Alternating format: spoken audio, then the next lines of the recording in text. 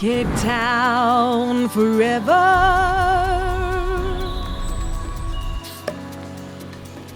Cape Town forever.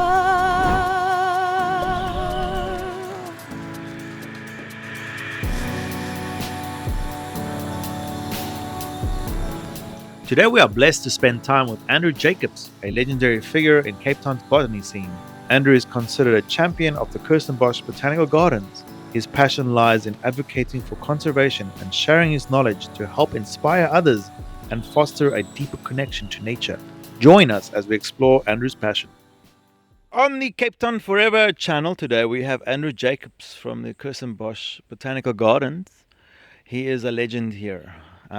Welcome, Andrew. Nice to see you. Nice to meet you. Let's just get into it. Tell us about yourself and where you're from. Well, Costa, I'm originally from Protea Village, just opposite Kirstenbosch. In other words, my dad used to work here. Before that, at the Royal Botany came here as a nurseryman. And then, of course, we were chucked out in 1967, 68, and gone to Lotus River and schooling, everything there. But I just needed to say, in those days, we were standard 1, 2, 3, and so on. Standard 1, 2, and 3. I've done right here. And then, of course, needed to do standard 4 in Lotus River. From Lotus River to Ottery. And then, of course, then I got big, got married and all of those kind of things, Costa. That's it. Okay, so Andrew, what inspired you to become a botanical garden tour guide, or what is your title? Are you a tour guide, or are you? At the Is there moment, anything? I'm a tour guide. Yeah. But previously, I have worked for Kirstenbosch almost 46 years. Sort of take 1 month away would have been 46. And I was very privileged. When I say privileged, when I came to Kirstenbosch as a groundsman, one of the guys that I came to work for, his name is Ernst van Arsveld, the best horticulturist, botanist you can get in the world. His dad was the professor in history. In other words, his dad wrote all the history books. Also, we worked together for many, many years. And I came, as I said, as a groundsman. He didn't see the color. Yeah. You know how good that feels, Costa? He didn't see the color. So he took me through all my paces, so much so that he even took me to the UNISA building where his dad was in charge in those days. And of course, I will never forget the statement his dad made that all the Boers in South Africa have colored blood in them, whether they like it or not. Ooh, and I like it a lot. You understand what I'm saying? So, and I was one of the first black people in his dad's and mom's house. They hosted me, and then apart from that, we went out one evening to his uncle's place. Man, I'm so glad they didn't see the color. That is his eldest son, Albert. You know, he was 8 or 9 years old those days, and his uncle had a swimming pool. And Albert said to me, Andrew, jump in the pool. When you come up, you're going to be white. Well, I jumped in. I came up. Same color, Costa. Same color, man.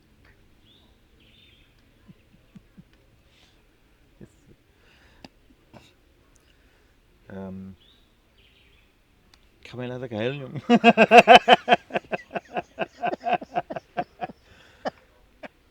Yeah, he inspired me. The fact of the matter is, I mean, when I came to Cosmos, you know, you needed to do plants either from seeds, cuttings, and so on.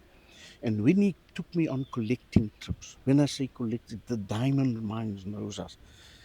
And the one thing I liked about him is that when we went into one of those shops, you know, that's just on that side, I weren't allowed to go in. And then Aaron said, well, then I'm not going to go in either. You understand what kind of... And I thought to myself, this man is something else. You understand what I'm saying? And I got to liken him, but the plants, my goodness, every single plant he would definitely know. And then, of course, we went to Fiuelsdrift, you know, at the border of Namibia, and on this little boat. And then we did collecting trips there, the plants and all. But he introduced me to the plants proper. You understand what I'm saying? And the other thing about, I'm just coming to the plants now. And he told me there's only 6 floristic regions in the world, and the Western Cape is one of them. I was in, Costa. I was in. You understand what I'm saying? Can you share the significance and characteristics of the sixth floral kingdom and how it's so different from the rest of the floral kingdoms in the world? Yes. So, as you said, there's only 6 floristic regions in the world. There's Arctic, which is the biggest one. Then you get Paleotropical. Then you get Neotropical, which is South America. And what I did not know, and hard for me to believe, Antarctic is a floristic region. Now, Costa, I can't go to Antarctic. I'm going to lose my color. You understand what I'm saying? Apart from that, then you get Australia, that is a little bigger than us, you know, and then you get the Western Cape. Now, if you think about it, if you're part of one of the 6 floristic regions in the world, aren't you proud about it? Man, I became so proud. I wanted to do, you know, the the the I wanted to do Cape Town very very well, on the Western Cape, because there's only 6, and the Western Cape is the smallest but the most significant because it only covers 90,000 square kilometers, 0.04% of the Earth's surface, but it has almost 9,000 different species of plants, hence the sixth floral kingdom. What makes us unique from all those six floral kingdoms? Yep. Now remember, if you just say Arctic, so how many countries is in the Arctic kingdom? So the whole of America, I'm just saying the whole of America. Now, how big is America? You understand what I'm saying? Paleotropical, you think of all of Europe and so on. And then, of course, you think of South America. So all of these places, much bigger than us. I mean, Antarctic, as I said, it was very hard for me to really believe that Antarctic would be a floristic region, but my goodness, you need to read about it. And then, of course, Australia also bigger than us. Really don't mind that. The fact of the matter is, so when we talk about proteus, they also have proteus, but I mean, ours is different from them. So What is your favorite plant? my favorite plant is the cycads. Nice. Speaking of cycads, can you highlight some of the rare or endangered plant species found in Kirstenbosch? Yes, we just spoke about one of them. So Encephalartos woodii, or the wood cycad, is extinct in the wild since 1916, harvested to extinction. So that means you hardly get females. And of course, you must then they produce suckers, and from the suckers, it might turn back, you know, into a female. The important thing is that when they're harvested here in Kirstenbosch, and that's the one that is caged in because somebody stole a sucker in 1980. And of course, for one of the suckers on the black market, you can get up to $500,000. You understand what I'm saying? So, and of course, it's extinct, so now they can't steal it. They need to have specific tools to take the suckers off. And the guy who works on the suckers is a guy called Pagamani Kaba. And I mean, he's got interesting stories of the cycads for that matter. I just like the cycads because they in the dinosaur era. In other words, they take it back 285 million years ago. And that's too many millions for me, Costa. Definitely too many years for me, you know. Have- do you have any in the backyard there to sell? Well, if I had, I wouldn't be sitting here talking to you, Costa. Oh, please don't play. So Andrew, how has the Kirstenbosch Botanical Garden evolved over the time? Has it for you?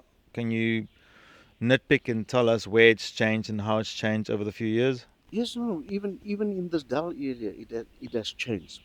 I think the important thing for me, though, when they started this gardens, and it started with two Englishmen, Henry Harold Welch Pearson, which is the first director, only stayed 3 years, died of pneumonia, unfortunately. You know, and his story, let me put it this way, is that he needed to squeeze his wife's piano into that little cottage that they had. And then because remember, he was the first botany professor. So he started that off at the South African College before it became UCT. You understand what I'm saying?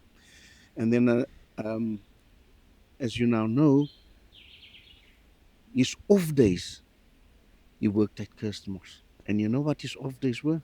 Wednesdays and the weekends. You tell me, do you think that man had time off for himself or for his wife? This was the place that they came and just unwind. You understand? The other guy, Joseph William Matthews, was the best rock builder in his day, and he was the curator. So he stayed from 1913 until about 1936, somewhere there, but he stayed longer than the director. And although two Englishmen, there's hardly any English plants in here. So no roses, no petunias, no no rhododendrons. You understand what I'm saying? And that must have been something. But I also think it's because there were too many South Africans that told them, look, it's just keep it local, just keep it South African. You understand? So that is why they have most of the plants South African, which is good. Yeah. So, with that being said, Andrew, how do you engage visitors and convey the importance of biodiversity in a way that resonates with them? Yeah. The important thing is that there's four components at Kirstenbosch, and once you get them out of the way, you A for away. So there's the reeds or the restios that has 300 different species.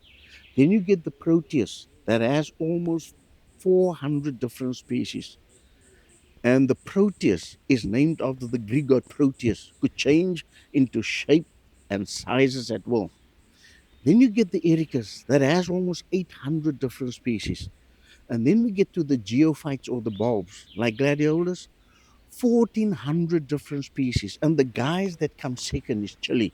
They have 261. You want any more, Costa? No, I can give it to you. Don't play, man. Don't play, man. So, definitely a charismatic man here. Um, like every person has walked by, he's managed to engage them in the perfect way. So if there's any guys who need to learn how to pick up chicks, just come sit with Andrew here. So Andrew, you must have met some interesting characters here and some special people. What are the most memorable experiences and encounters you've had in the botanical gardens here? Well, I think when they had the global warming, summit, it was Thabo Mbeki and Al Gore, both of them vice presidents, to Mandela, and I can't remember the American president then. Um, was a youngster. Not everybody liked him either, but that's just one of those things. But that was really memorable. Um, the other girl, Any actresses? yes, actress. Who's that girl that plays? You might help me, Costa. Mamma Mia. Meryl Streep. That's right. Middle Street, and she wore a sari. For the paparazzi. Yes. So that's the most memorable, and I did not take even a picture. It just stays in my memory. That's it. Him, as of course, she and the family. You know, and of course there was the directors. Him and the wife was with. Yeah. So no Michael Jackson. Well, I think Michael Jackson would have looked like me.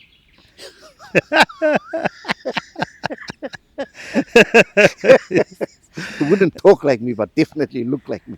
Okay, um, so Andrew, what advice do you have for individuals interested in exploring and appreciating the world of botanical gardens and especially Kirstenbosch?